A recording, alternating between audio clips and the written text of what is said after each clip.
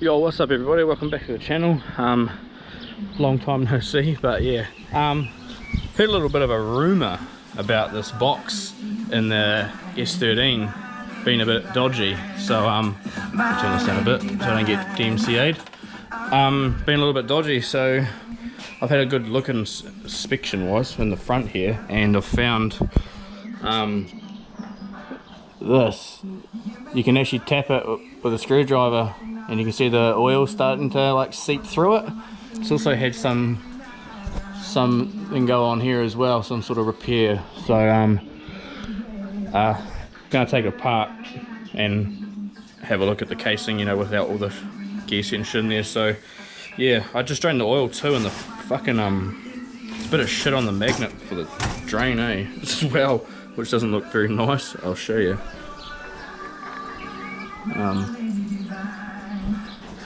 That build up there, look at that. What can I, but that's all steel, metal, not good. So yeah, strip it down and see what's going on in there, see what's fucked, what's not, what we can do to fix it, if we can fix it. But yeah, that's how that's going to be going. I've never actually taken one of these gearboxes apart, but it can't be too much different than a regular gearbox. So I imagine the shifter linkages on this top plate comes off, and the selector forks will be sliding over the selectors on the gear set. So I imagine they just all pull off. You imagine just the back housing comes off, and there'll be a bearing there. There's the front bearing there, obviously. Pull that off. Imagine you slide the whole gear set out, and yeah. That's how I think it is anyway. I'll dive into it and see what it's like. Alright, that's the linkages and shifter off there, so I'll whack this cover off next and see what the go is. My favourite thing about working on things that are made in the USA is everything is Imperial, and I have no idea the size of any Imperial shit. What's this Allen key? 3/16. Yep. I got the cover off. It's nice and simple, just bolts on, and the two, those are selector forks. They just slide over the two dog selectors here. Obviously slides back and forth to grab each gear. See, that's one of the gears there, then it goes that way and grabs that gear. Same with this, grabs that gear, grabs that gear. And the dog rings are there obviously, so you can just fucking smash without a clutch because they just end up grabbing. So yeah, get this back housing off, and hopefully that whole gear set will come out of there nice and simple, and then we can give it a good clean and see what's going on with the front there, see if we can repair it or not. This is nice and easy as well. Just take the bolts out and it just slides off, and the reverse gear down there stays with the rear housing. It stays up in there too, I'm assuming.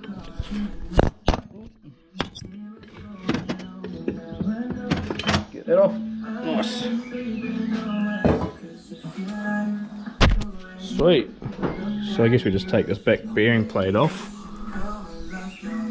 and then slide the gear set out of there. Oh, another thing while I'm in here, bit of info for you. This centre piece here's got two bearings in it too, and they call it a cuff link or something because it looks like a handcuff. So that's what they set up. But actually, because gearboxes, because I usually only got bearings on the front and back, so the centre inherently wants to like try force itself apart when it's running like heaps of torque through it. They try to like spread. So this here actually keeps the centre of the shaft like, you know, running true as well, so they don't try to spread, so you're less likely to strip a gear. That's why standard gearboxes get fucked like second and third, like the middle gears, because they spread apart and then just strip the teeth. Alright, so I gotta get this circlip off here, and I got no bloody internal circuit pliers here that are all at work, so I'll grab them tomorrow probably and resume then. Yeah, that clip's got to come off, that gear will come off, and then this back plate, take the one bolt out, take the plate out, and the whole gear set can come out as well, and then we'll be good to fucking go. Alright, I went to work and actually got my fucking circuit pliers to get that back little gear off. So the gear set's out now. So what's left is the input shaft, which is just take the snap ring off here and pull that through, and then that bearing in the bottom there, looks quite dark on this camera. Hang on, let me get my phone light. Yeah, that bearing there. So the cracks are all around there, because it's so much thinner there. I imagine that's why it's starting to crack, so I'll pull all this out and fucking see what we can do, really. Right, so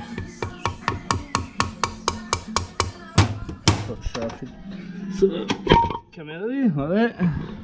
That was a bit aggressive. Put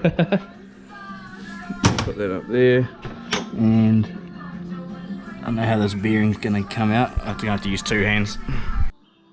So yeah, sick. This has got a nice hole in it now. Where that bearing sits down in there, pretty dark. But since it's recessed so far into the housing here, this end here is only like 2 mil thick or so. Someone's obviously known about it in the past because there's a whole bunch of silicon stacked in behind where the crack was. So yeah, yeah, just trying to get this bearing out, and it started getting worse and worse, the hole, so I've just started picking it out. So I'm gonna have to come up with an ingenious solution to repair this. So should be fun. So I got the bearing out of there. So this is what it looks like. This is where the bearing sits, and that's obviously the fucking where it started to crack.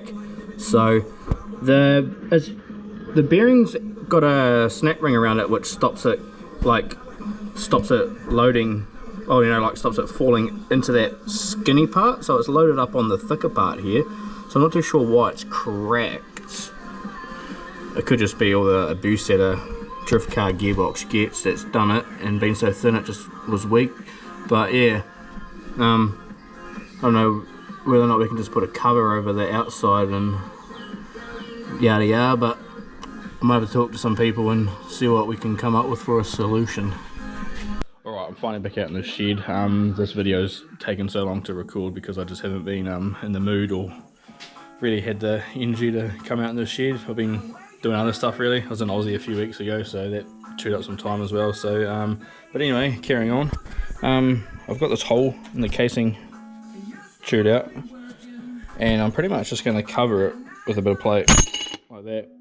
4 holes, countersinks, and that'll just cover that. The bearing itself that runs in there is it's got a snap ring around it, so that snap ring actually loads up on the back side. So this here actually takes no load from the bearing this way. Dog boxes or straight car gears don't usually load up longitudinally anyway, because the gears are straight cut obviously, so they're just trying to fight each other and spread, unlike a helical style gear where they actually try to force each other, you know, long ways apart from each other, which load up the casing. But yeah, so hopefully this works out how I'm thinking. I might have to do something, because that obviously sits there. I'm gonna have to do something to make that all fit, and I'll have to chew out the adapter plate there a little bit, but I'll just do it on the mill and just cut a slot so it can run over top. But yeah, I was wanting to weld this hopefully, but it turns out the casing is actually magnesium, not aluminium, so there's no chance of me welding that here. Little test I done too, which was quite cool, that I found online. Difference between aluminium and magnesium. Put vinegar on there. The vinegar reacts with the magnesium, like starts fizzing up like baking soda kind of, and it leaves a shiny mark. If you do it on aluminium, it just does nothing. It just sits there, you know, no reaction at all. So cool little trick. So yeah, I'll fucking crack onto this. So I've just come down to work to use the drill press to do these holes instead, because my mill doesn't have a drill chuck. It's only got a collet style set up fucking arbor, so the collets don't go down to 4 mil, which is what I want these holes to be for M5 not cap screws, countersinks. So yeah, shoot down to work quickly, drill these out, and then run back home and test fit it all up, and then see what needs to be trimmed. Alright, I got the holes tapped and I got the plate set up on here. Turned out pretty good. So yeah, we'll just run some sealant under there. But first I will, because this sits here, so it interferes, so, and it also comes quite close to the edge here, and I think that the input shaft bearing sits out through the hole a little bit and locates in the recess in this plate. So what I might do just for a bit of extra clearance is maybe trim like just that corner off there, and then what I'll do is mark out roughly where it has to clear on this plate and just mill like that high rise out there. This is 3mm plate, so just take 3mm out of that, and then hopefully it all just nips up and seals with a bit of silicone. Be good to go, no more oil leaks. I've just set the input shaft in the bearing there. There's a recess here where the snap ring goes, so we just have to cut out just a piece here where I've pretty much marked it's going to be good, just so you can get the snap ring in there and it not interfere with that. So yeah, we'll just trim that little corner off and see how it goes. Alright, so I finally got this set up in the mill. The PC had a bit of a mare loading up because it hasn't been running so long and the keyboard was fucked, and so I had to use my other keyboard. So but we're going now. So we will get her into place and chew out about 3mm and then test it on the gearbox. Right, so I milled out a section of the plate here, so now that it goes over the top, looks okay. I'm hoping that the little gaps in each side don't leak, but bit of silicone. If we just fill all up in there with silicone, it should still settle in, squeeze in and seal it pretty good. So would be cool to actually like make this whole piece as 2-bit or something. I don't know if that's even possible, but I will put this together and seal it up. I guess we'll just see how it goes really. So yeah, that's probably going to be about it. I want to get a video out because it's been so fucking long since I put one out, so I might go edit this one, release it, and then maybe finish this tomorrow and do another one and maybe release that during the week some stage, or maybe next weekend. So yeah, I kind of want to like get back into more consistent videos, so it'd be good to get this one out and the next one. And I got a mate's car coming in I don't know, a month or two. We've just got a lot of work to do, so yeah, hopefully I have heaps of video for you guys. But yeah, anyway, we'll catch you in the next one, hopefully.